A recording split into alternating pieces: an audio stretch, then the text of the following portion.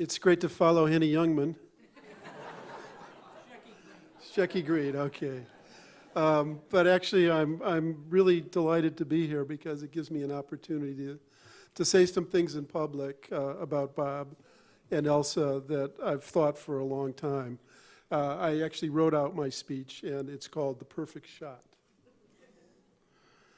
A summer day many years ago, Bob Woodward and I were trudging our way up and down Rock Creek Golf Course, the People's Course. And in fact, George, he didn't play for free. They'd never cashed a $100 bill until Bob got there. Did you see it? It's framed in the pro shop. On the sixth hole, a rolling par 4, Bob was about 120 yards from the green, as I remember it. I don't recall what club he pulled from his bag. It might have been an 8-iron.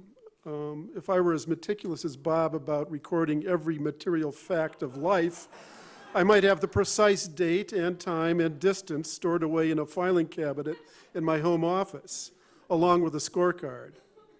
But I'm not, and I don't.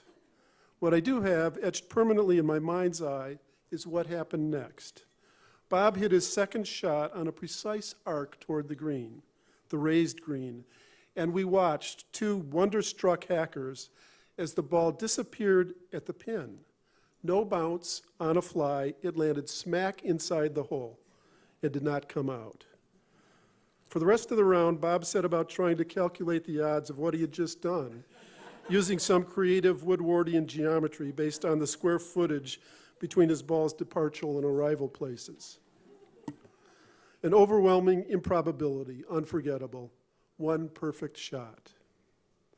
One spring night in 1979, Bob drove out to Annapolis from Washington to have dinner with Mike Weisskopf and me, the two Maryland State House reporters for the Post, who had become part of his new domain as the Metro editor-to-be for the newspaper. This was 7 years after Watergate. He was already the most famous newspaper man in the country. I'd never met him before, but I was intimately familiar with his stories. I'd worked at a radio station in Madison, Wisconsin during 1972 and 1973, and whenever a piece moved over the wire from Woodward and Bernstein, the Capital Times, the progressive paper in Madison where my dad was the editor, would strip it across the top of the front page. And I at the radio station would then take that story and rewrite it in its entirety for my 15-minute radio newscast. This was the first time, but not the last, as it would turn out, that I might rewrite Woodward. But what I remember most about that first encounter with the real Bob Woodward in Annapolis was the enthusiasm and sense of camaraderie that he brought with him. He had already reached the unparalleled heights of his profession, yet he seemed only interested in finding out who we were and what stories we were going after. There was no sense that schlepping out to Annapolis to talk about the doings of the Maryland House Economic Matters Committee was beneath him, just the opposite. He was immediately into it, curious, wanting to know everything that we knew. That night was the beginning of a 33-year friendship and partnership that I cherish. Bob has been like a big brother to me all of that time, looking out for me, offering advice on life and work, showering my family with his boundless generosity, reading my manuscripts, paving the way for me in the world of writing books, and teaching me how to be an associate editor at the Post, which mostly means you don't have to associate with editors.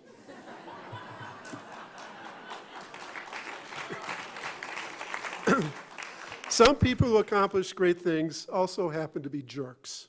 Sometimes the very characteristics that push them to achieve are the ones that make them unpleasant. The honor Bob is receiving tonight, in a sense, has nothing to do with his personal qualities. It's about his history-making brilliance as a journalist, plain and simple. Like the Hall of Fame in Cooperstown, being a good person can't get you in. Hitting or pitching a baseball better than anyone else is what counts. But I would not be here if I didn't admire Bob as a human being as much as I do. Some of that is evident in his body of work. How many people could go through a once-in-a-lifetime experience at the early age of 29, become an icon, part of modern American mythology, world famous, and not be at once inflated and diminished by the experience? Bob, in partnership with Carl Bernstein, carried out a sustained act of investigative journalism that may never be matched. Yet what I've always found most astounding about him is, as Catherine said, not what he did, but what he continued to do day after day, month after month, year after year, now for 40 more years after he burst into the national consciousness with Watergate.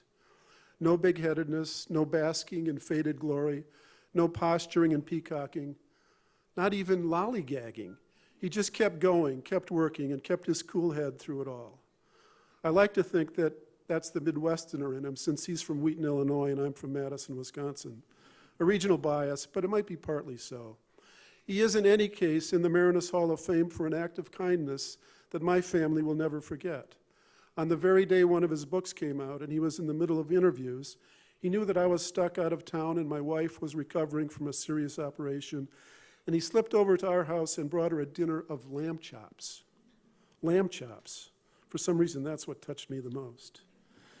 Any journalist who was in Bob's orbit during those past 40 years could not help but learn invaluable lessons from him. I was lucky enough to be in that orbit.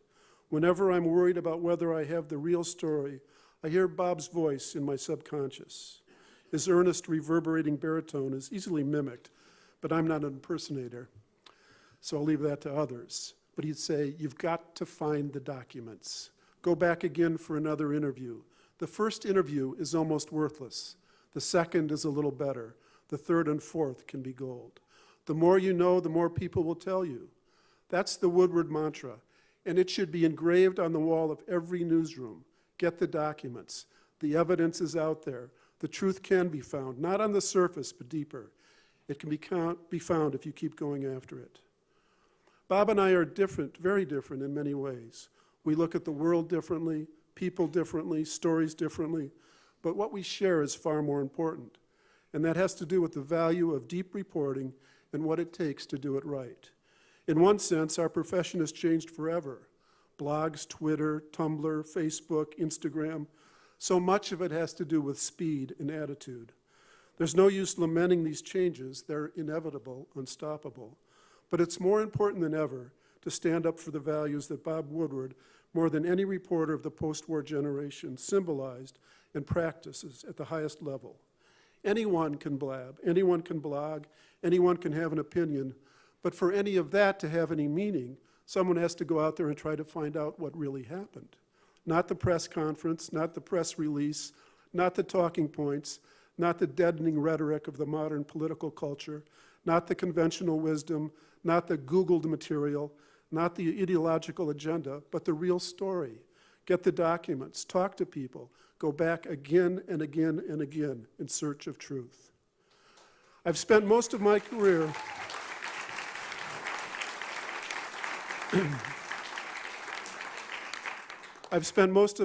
trying to figure out why people are the way they are, the forces that shape them.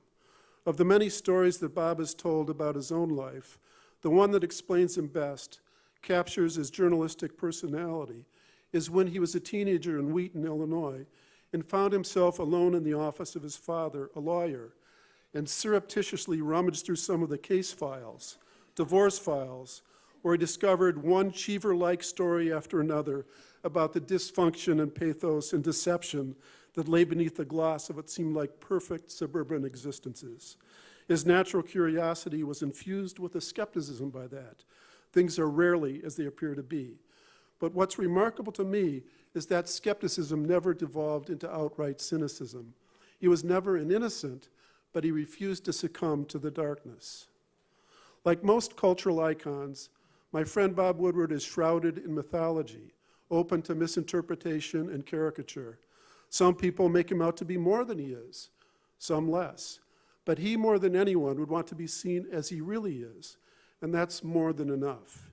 He became known to all of us because of that time long ago when for 2 years, in story after story, he hit the journalist equivalent of that perfect shot right in the cup. It happened. It's a great story. It's a great part of history. That alone would be enough to earn him his Fourth Estate Award. But his meaning, the way I look at it, has very little to do with perfection or timing or luck. It has to do with boundless curiosity and effort. The late David Halberstam, in his final book about the Korean War, tells the story of being down in North Carolina doing research, and he's bone tired, and the weather's terrible, and he wants to catch an early flight home, but he decides to go out for one final interview and drives through a storm to find an old Korean vet. And that interview makes all the difference, unfolds a story he wouldn't have found had he not kept going. That, to me, is the essence of Bob Woodward, his trademark. He gets up every day and just keeps going after another document, another interview, another story. He's still that teenager going through those filing cabinets in his dad's law office, curious, aware, looking for something more, not the gloss. Perhaps this award is 40 years overdue, but it means more now, representing the totality of that effort of Bob Woodward. Even if he is, like me, a pretty lousy golfer, despite that one unforgettable shot, he's the best reporter in the world.